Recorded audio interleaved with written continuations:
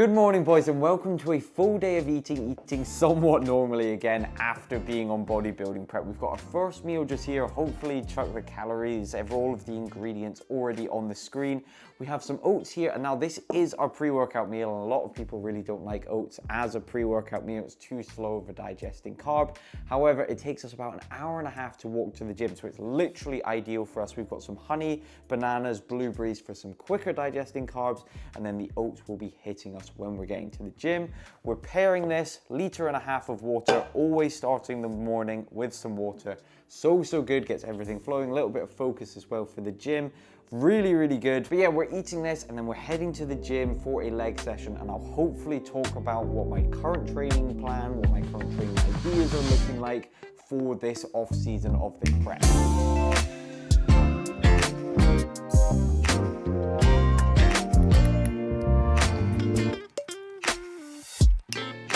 Our first meal down, just making our way to the gym now, and I have to say I really am not feeling particularly satiated by any of the meals at the moment. I think I kind of spoiled myself in that kind of week off of kind of tracking everything, just eating whatever. Yeah, definitely waiting for the satiation to come back in, if that's even a word. But what I wanted to talk to you on the way to the gym was actually what my current goals are for my training, what my current goals are with competing, whether I'd like to compete again, and absolutely I want to compete again. I literally had the most incredible experience. Prep was so incredibly difficult, but looking back, like the stuff that I have learned from that about myself, about training, about nutrition, like it's absolutely insane. And the kind of thing of doing it self-coached, like, is so incredibly tough, and I'm so incredibly impressed with myself actually managing to do that. I think for these next shows, will ideally get a coach. I think just having someone else worry about the training, or not the training, about the nutrition side of things would just be so good. It'd be like a load off. I can actually have a little bit of less stress, which would be so good. I definitely went into that show, especially not 100% knowing what was going on with my peak week, like really a little bit of stress, which probably wasn't helping my physique. So just having someone else focus on that and then really just tell me what to do, because I'm so willing to do that, would be absolutely amazing. But this is the thing that I really don't understand. I don't understand how people can compete and then kind of let themselves go, yeah, you're gonna be very hungry after prep, but like, you've done the entire prep, you can definitely deal with a little bit of hunger. I think just not having that overarching goal. But if we set that overarching goal of competing again, then we're gonna be absolutely fired up. Just like, it kind of is insane to me that people really let themselves go, or just like completely fall out of love with training. Like, I literally am having so much fun with my training at the moment. Just a little bit of higher calories. It's been so good. And that is the thing, I'm actually thinking about upping my calories relatively soon. My weight has been dropping actually these last couple days, and to be honest, it probably is the majority of that just water weight.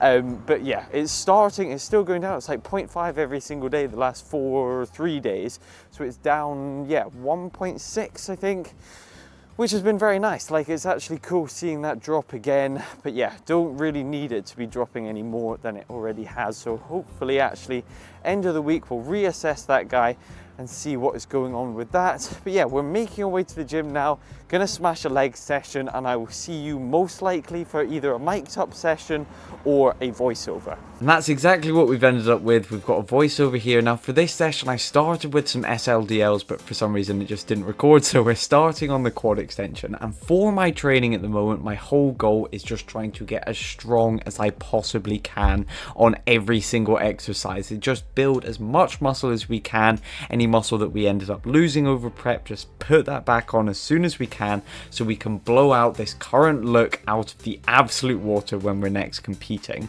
And for this, I actually hit almost like a little reset on all of my lifts, putting down the weight a little bit and just really focusing on the form, which you can see, like, super controlled, holding a little bit at the top, just training as close to failure as we can get. And what this is going to mean is that we're going to actually be training the muscle that I want to train. Like, I'm actually training my quad quads, not like kind of bringing my bum off of the pad and then maybe doing some glute activation or some like ab activation, actually hitting the muscle that I want to hit. And what's actually helped with this is I've just started at a new gym, which is so sick, by the way. There's like all of these Hulk posters on the walls, the owner, bodybuilder, arm wrestler, like absolutely awesome gym. But it's been super good. Starting on a whole new set of exercise, can completely drop the ego, just move the weight that I actually should be moving, and just focus as much as I can on actually adding reps and adding weight while keeping everything locked in and keeping it stable. And with my training, I'm really just sticking to pretty much 2 sets, and I'm training a little bit higher reps. Before I would literally, like, if I did more than 6 reps, I'd be like, that was too much. But at the moment, I'm aiming for around 6 to 10 reps, doing 2 sets and just training to absolute failure while still progressing, still adding those reps from the previous weeks. And I've also switched. I was doing a kind of upper A, upper B, lower B, but I've just switched doing upper, lower, and keeping those sessions the exact same throughout the week. So it's just going to give me even more chances to progress throughout the week. Rather than only having 1 chance to progress, we've got 2 chances to progress. But yeah, I'll let this last set of calf raises play out, and then we're heading for meal number 2.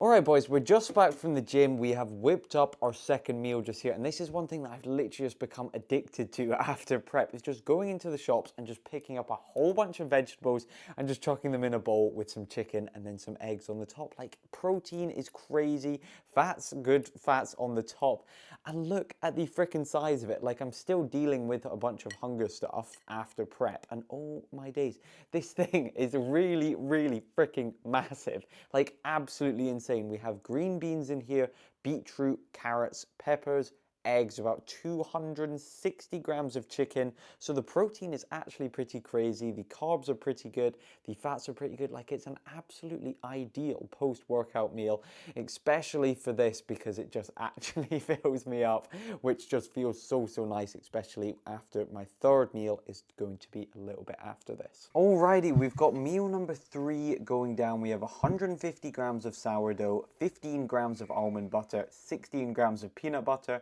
20 grams of frozen raspberries. Didn't have the calories for any jam, so that's pretty much the same thing.